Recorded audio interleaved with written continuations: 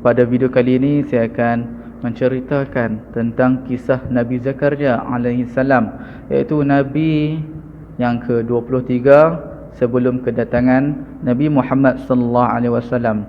Dan Nabi Zakaria ni adalah keturunan daripada Bani Israel, yang mana Bani Israel ni adalah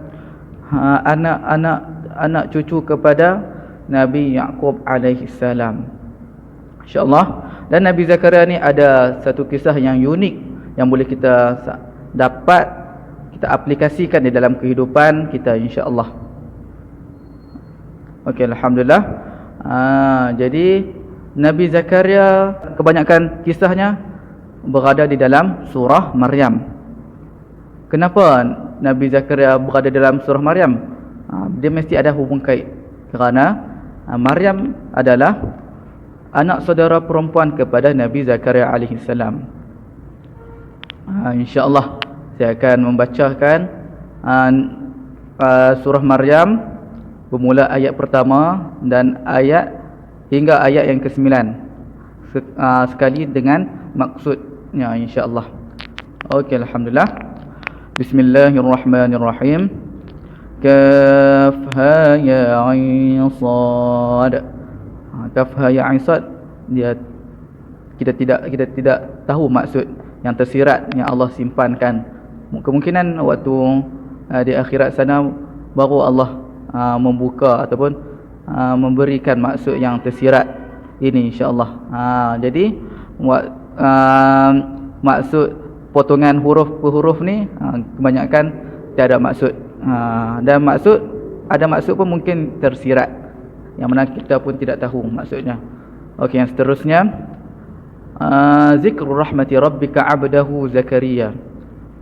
Ini adalah penjelasan rahmat kepada hambamu, kepada Tuhanmu terhadap hambanya Zakaria. Jadi zikru rahmati rabbika abdahu Zakaria, dia adalah penjelasan. Allah nak memberikan penjelasan apa yang terdapat dalam kisah Nabi Zakaria alaihi salam ni. Lepas tu ada rahmat. Rahmat apa yang Allah nak berikan kepada Nabi Zakaria? Okey, kita akan lihat ayat yang seterusnya. Iznada rabbahu nidaan khafiyya. Iznada, apabila dia menyeru kepada Tuhan dia. Iznada rabbahu nidaan khafiyya, dia menyeru dengan lembut sahaja. Jadi Nabi Zakaria ni apabila dia berdoa, dia merintih kepada Tuhan dia lembut. Jadi kita dekat sini kita boleh ambil satu amalan yang Nabi Zakaria lakukan apabila kita nak berdoa kepada Tuhan kita, kepada Rabbul Jalil, Rabbul Izzah, kita doa dengan lembut sekali. Jangan kita mengeraskan suara kita. Sebab tu dalam Quran ada berbunyi ud'u rabbakum tadarruan wa khufyah. Berdoalah kepada Tuhanmu, rabbakum tadarruan wa khufyah, menunduk dan wa khufyah, dengan keadaan yang lembut. Dia macam tak apa nak dengar sangat dia punya perkataan tu. Jadi kita kalau boleh kita doa dengan lembut. Okey, kita pergi pada ayat yang seterusnya. Qala rabbi inni wahana al-'azmu minni washta'ala ar-ra'shu shayba.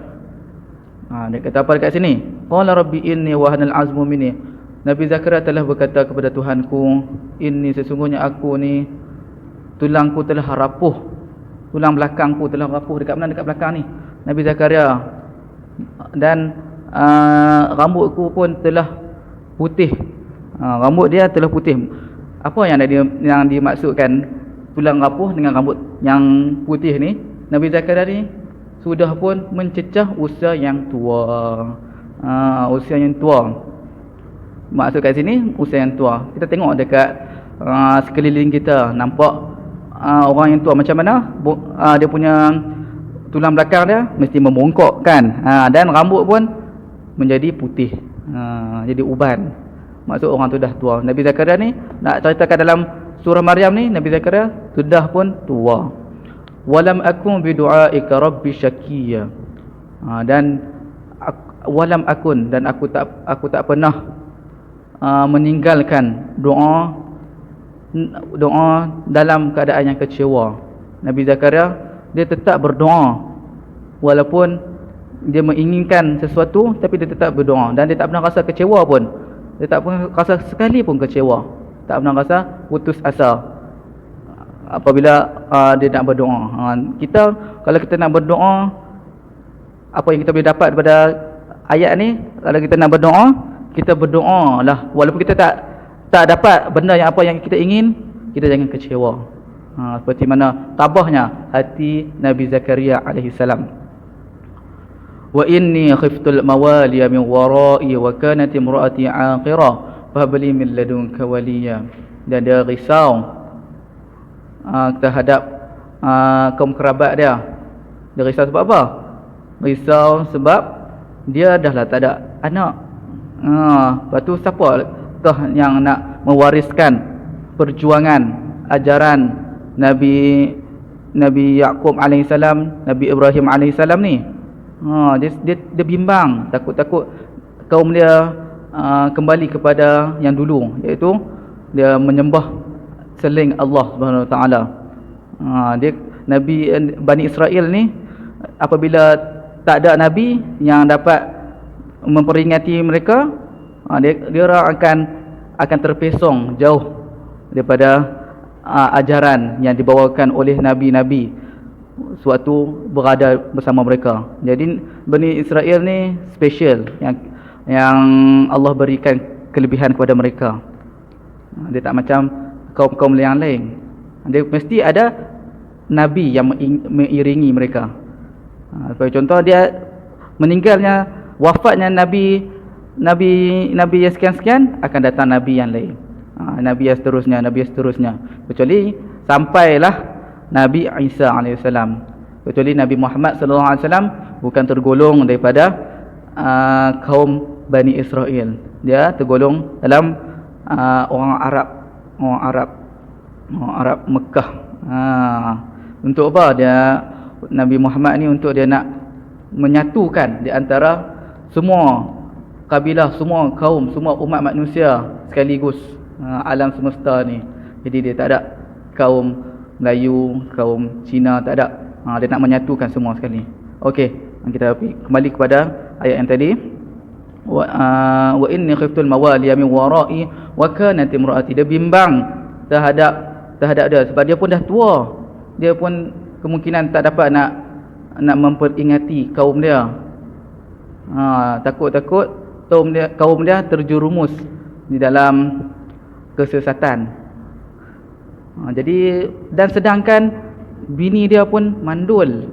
Dia pun macam, dia tak putus asa, tapi dia rasa, boleh ke bini aku ni dah tua ni, lepas tu mandul, ada peluang lagi ke untuk dia memperanakkan anak?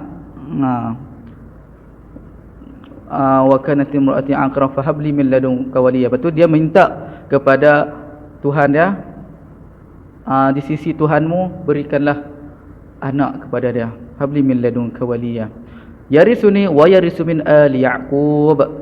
Yang diwariskan daripada Nabi, yang diwariskan daripada-Ku dari Nabi Yaqub dan Nabi Yaqub. Dia nak waris daripada dia. Sebelum dia Nabi juga sampai Nabi Yaqub.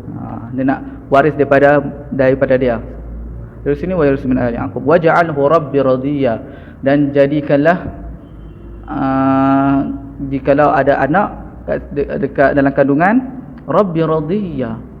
Rabbi radiyya, Tuhan meredainya. Ya, dan jadikanlah anak tu Tuhan meredainya. Jadi kalau kita ada pasangan yang mana yang tengah mengandungkan anak, jadi kita usap perut bini kita atau isteri kita, doa, ya ja'alhu rabbi radiyya. Jadikanlah anak ini Rabbi radiyya, Tuhanku meredai anak ni. Jadi kalau boleh kita buat macam tu dekat pasangan kita yang mana mengandung. Mudah-mudahan dia diredai oleh Allah anak tersebut, kandungan tersebut. Okey, yang seterusnya, ayat yang seterusnya, ya ja'alhu rabbi radiyya. Ya Zakaria, inna nubashshiruka bi ghulamin ismuhu Yahya lam naj'al lahu min qablu samiyya wahai Zakaria, inna nubasyiruka, sesungguhnya kami telah memberikan kamu perkhabaran yang gembira. Jadi Allah nak menggembirakan Nabi Zakaria yang mana selama ni dia berdoa, dia tak pernah berputus asa terhadap Allah SWT. Allah nak memberikan khabar yang gembira, good news, perkhabaran yang bagus, iaitu inna nubasyiruka bi ghulam Yahya, kami akan memberikan kamu ghulam, yakni anak Yahya, namanya bi ghulam min ismuhu Yahya, namanya Yahya. Lam naj'al lahu min qablu samia, tidak pernah ada nama sebelum ni nama Yahya ni. Jadi Allah memberikan satu penghormatan kepada Nabi Zakaria. Dahlah dia berikan satu perkhabaran yang gembira, lepas tu dia berikan nama, Allah beri sendiri kepada Nabi Zakaria alaihi salam, memberikan penghormatan.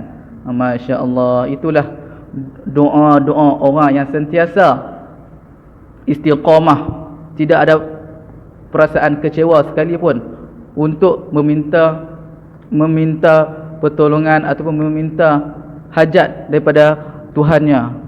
Jadi kalau boleh kita, ayah-ayah, ibu-ibu, makcik-makcik, pakcik-pakcik, jangan pernah putus asa dalam meminta apa saja yang kita hajati kepada Allah Subhanahu Wa Taala. Kita minta kat dia terus, insya-Allah. Dia tak lambat, tak cepat. InsyaAllah Allah akan memberikan. Okay, yang seterusnya, qala rabbi anna yakunu li ghulamu wa kanat imraati aqra wa qad balaghtu minal kibri atiyya. Qala rabbi anna yakunu li, Tuhanku, macam mana aku nak dapat anak sedangkan bini aku mandul dan aku pun dah mencecah umur yang tua. Nabi Zakaria bertanya kepada Allah, kenapa boleh lagi ke, masih ada peluang lagi ke? Dia macam terkejut lah. Dia kata, dah lah aku ni tua, sedangkan isteriku ni mandul, masih peluang untuk aku mendapatkan anak masih ada lagi ke?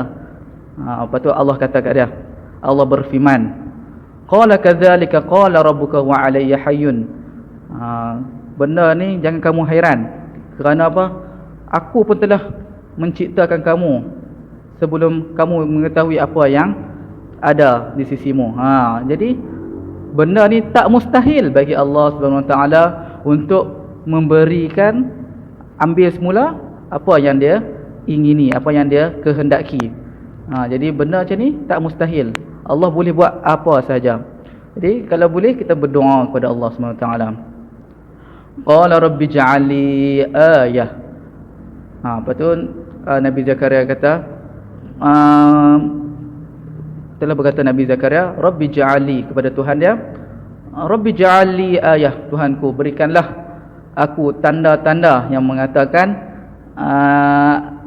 aku akan mendapat anak.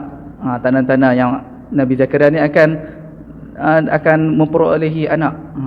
Bukan dia tak percaya, dia nak tanda-tanda. Sama juga macam kita, dalam kita contoh orang yang nak mengandung. Orang yang mengandung mestilah dia ada tanda-tandanya. Contohnya dia inginkan sesuatu, lepas tu dia muntah-muntah, dia mual-mual.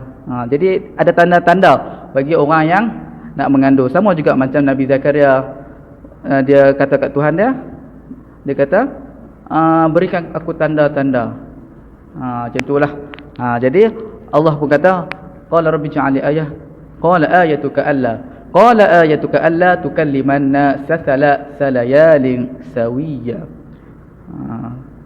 Allah telah berfirman, kamu tidak akan bercakap selama 3 hari 3 malam. 3 hari 3 malam. Jadi Nabi Zakaria apabila dia nak bercakap dengan kaum dia, dia tak ada suara hilang. Suara hilang. Itu sebagai tanda yang mengatakan Nabi Zakaria mendapat akan memperolehi anak. Jadi dekat situ dia percayalah, bila dah lepas 3 hari tu baru dia boleh bercakap semula. Okey, alhamdulillah. Mudah-mudahan apa yang saya kongsikan dalam video kali ini menjadi pengajaran untuk kita beramal bersama. Okey, poin yang pertamanya mestilah kita berdoa. Tak pernah kita putus asa untuk kita berdoa kepada Allah SWT.